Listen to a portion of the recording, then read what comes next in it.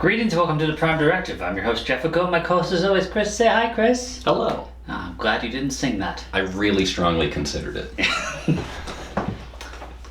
So, what did you think of the musical episode of Strange New Worlds? Fucking fantastic. That is everything that I wanted from that episode. Yes. I really enjoyed the intro.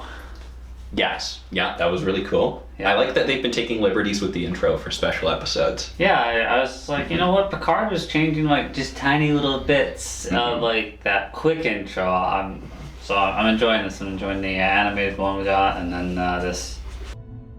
Communication Officer's Log, Stardate 2398.3. Traveling in the far edges of the Alpha Quadrant, we have encountered an unusual phenomenon, a naturally occurring subspace fold. Other than that, though, Chris, Really? I just don't like musicals. I'm sitting Who there gives and a just shit? like, yeah. I mean, same as the Buffy formula, where a magical spell made them sing. Yeah. Yes, we have a spatial anomaly that made them sing. Yeah, that's what this episode was. Some of the most ridiculous technobabble we've had in the series. Like, honestly, this is an incredibly weak way to make this happen.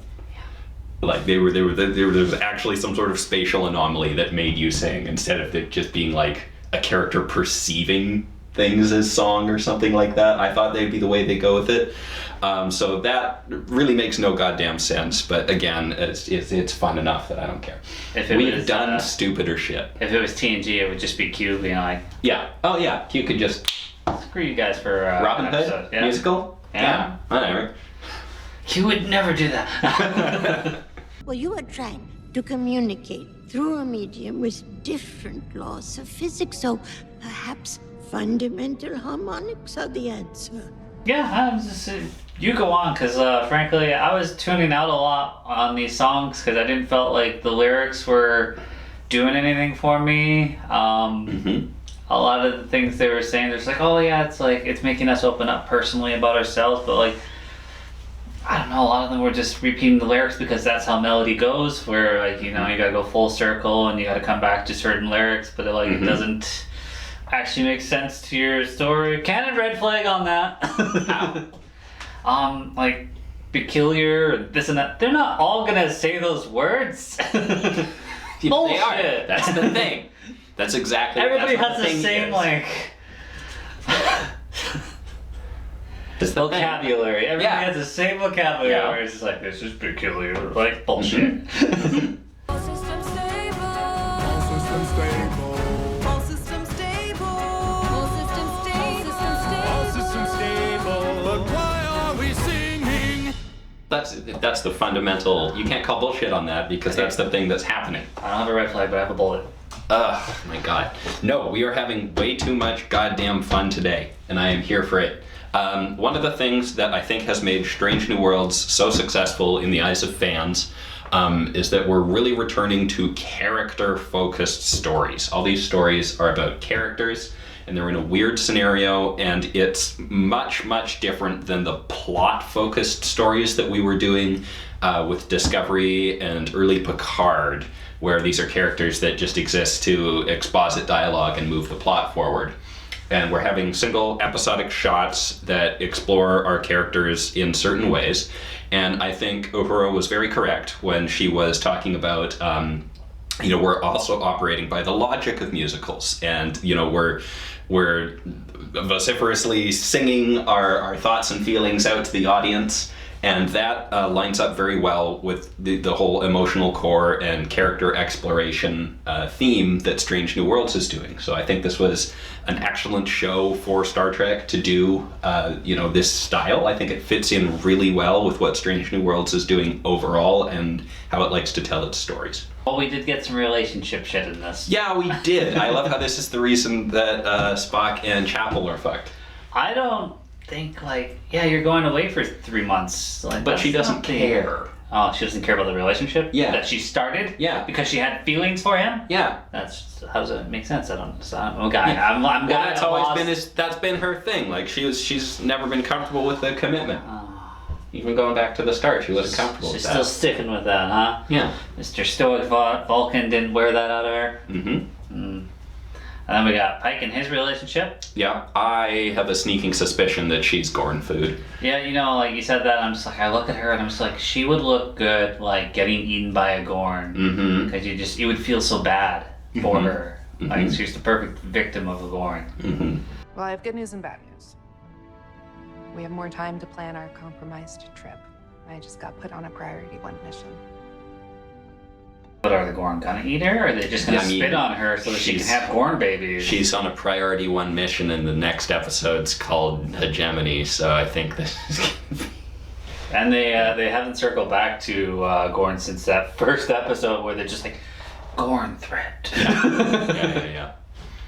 There actually hasn't been much going on in space, to be honest. Or planets. We've just been dicking around. Yeah, our stories are Star Trek about Star Trek, not necessarily Star Trek stories. And you know, again, I think this one really was. We have a scientific problem, and we're around the conference table, and we're all putting ideas out how to fix this.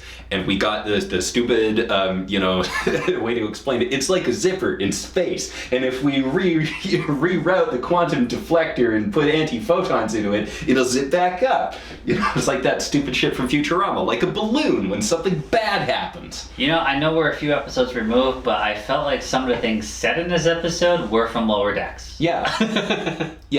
We got some of the dumbest technobabble with Spock talking about how we can, re-zip the improbability musical drive or whatever.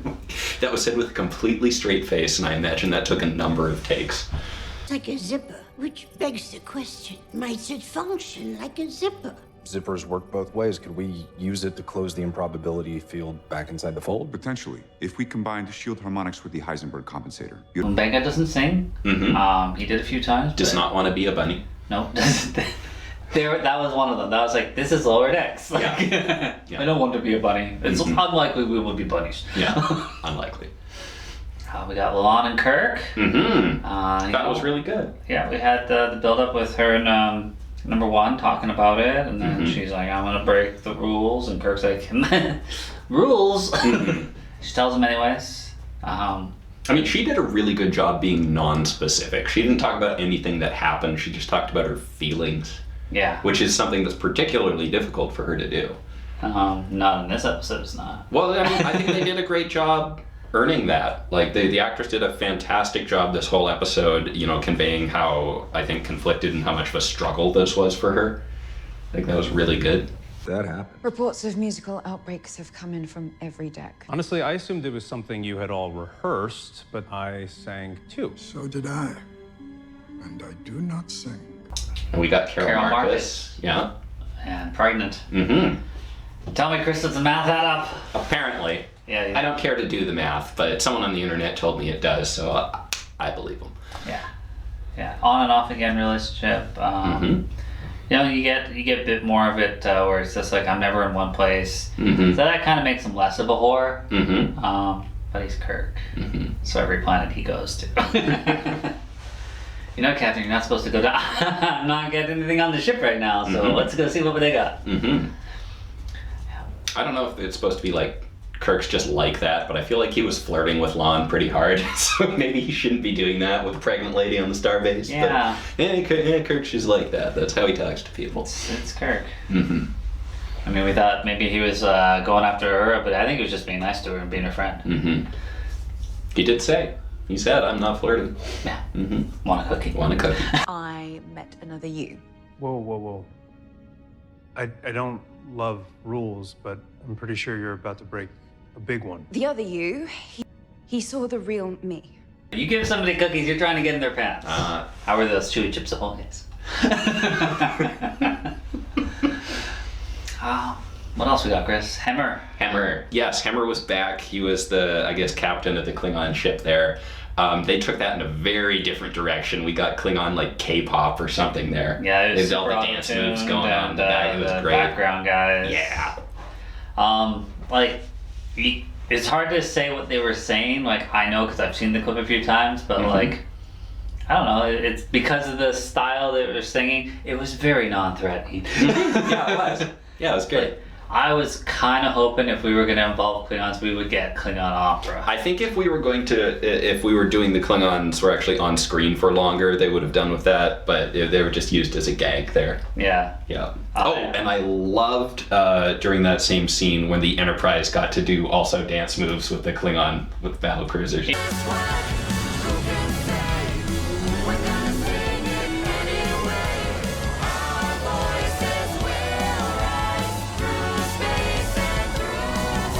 I mean, I don't hate all musicals, but most of them.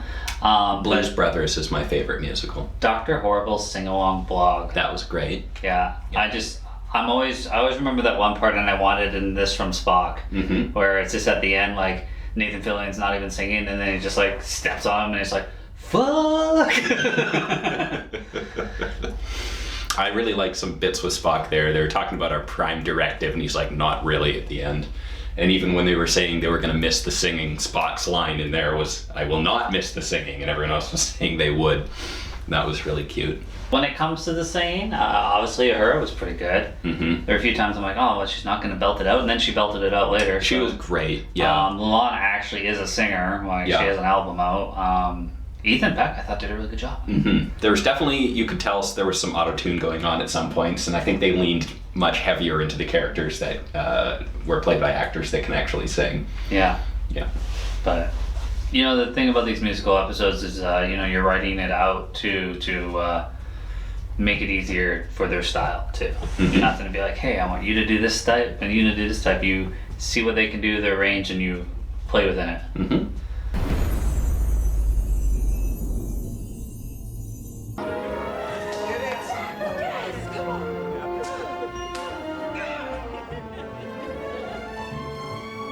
Any final thoughts? That was so much fun. It was so much fun, and I am ready for tonal whiplash one more time to get into the serious gore and Gorn episode next week. You think it's weird, like Pike, he's working on his relationship with the other captain, and, he wants to go camping, she doesn't want to go camping, but, like, he knows he's going to die. He can still go camping in the meantime. He's got a decade. Yeah. Yeah. You still got a full decade? Something like that. That's not a point where it was really making it sound like he had a birthday or two left. But I guess he's out of time. He doesn't know exactly what's going on. So. Yeah, I think you're right. I think the next episode's gonna be horrifying. I don't want spit. I don't want lizard spitting on her and her being like, oh, it's over for me. Alien babies ripping off from another show. I want flesh being eaten and like, save yourself. What would singing Gorn have looked like? Don't even. Singing Borg would have such wonderful harmonies.